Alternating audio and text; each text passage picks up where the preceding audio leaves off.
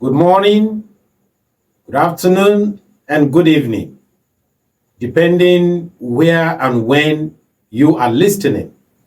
Today, I want to talk to us about something that is knocking at the door of every Christian heart in this generation. I titled this episode, The Powerful Pull of Secularism and also Materialism. My good viewers, I want you to take a look around you. Can't you see this secularism and materialism around you? It is like an invisible current trying to sweep our focus away from the eternal and then fix it firmly on the here and now. That is to say, to fix it on what we can see and touch and also acquire. Secularism, in its simplest form, is the idea that life and society should be organized without reference to God or religion. It tries to box our faith into the private corner of our lives. Not only that, suggesting that what we believed on Sunday shouldn't really dictate how we live from Monday to Saturday. Materialism, its close cousin, whisper that happiness and fulfillment are all found in the abundance of your possessions. It is also seen as climbing the ladder of success or even having more and more in life. But as believers, we know a different truth, don't we? Our foundation isn't built on the shifting sand of worldly values. Our anchor is firmly rooted in the unchanging words of God. Listen to what Jesus himself said in Matthew chapter 6, verse 24. The Bible said, and I read, "No one can serve two masters. Either you will hate the one and love the other, or you will be devoted to the one and despise the other. You cannot serve both God and money." Here, Jesus laid it out so clearly. There is a fundamental conflict between wholeheartedly pursuing God and also chasing after material wealth as our ultimate goal. When our hearts are set on accumulating earthly treasures, friends, where does that leave room for the treasures of the kingdom? Where does our time, our energy, our very devotion go? Think about it. To secure a comfortable life, these aren't inherently bad things. The Bible itself encourages hard work. But when these pursuits become the priority, when they overshadow our time with God, or even our fellowship with fellow brethren, or even our acts of serving and love, then materialism have subtly taken the driver's seat in our own life. And as such, church attendance becomes a chore. Prayer feels like a burden, and even reading God's words get squeezed out by the demands of this world.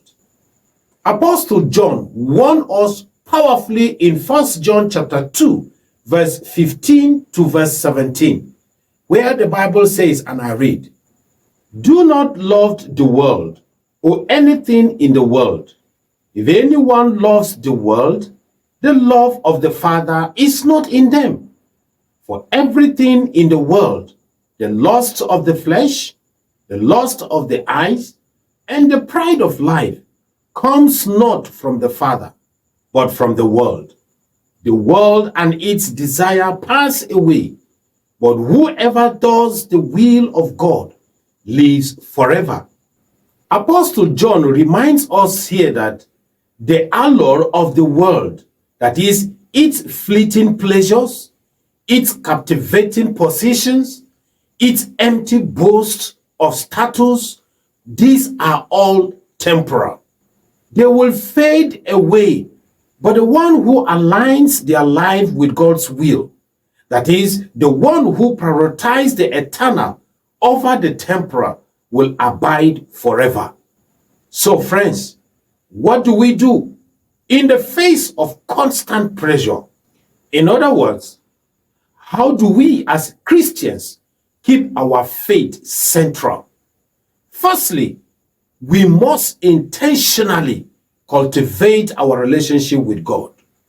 Just as we nurture our earthly relationships, we need to prioritize prayer, Bible studies, and also seeking His presence daily in our lives.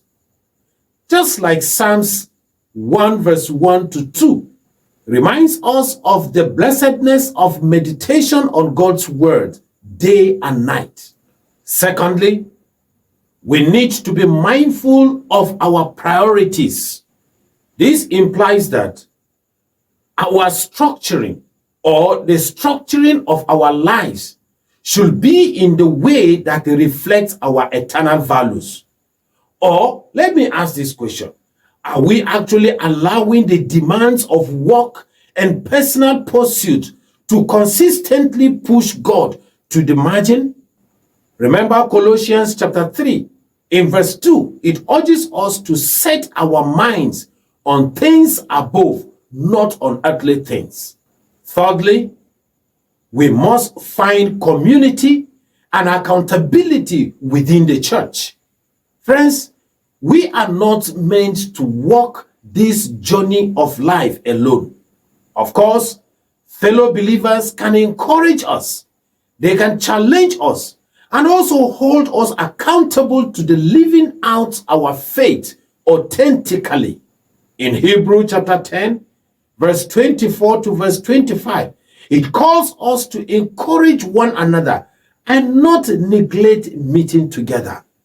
Beloved brothers and sisters, the influence of secularism and materialism is real, but it doesn't have to define our way of life.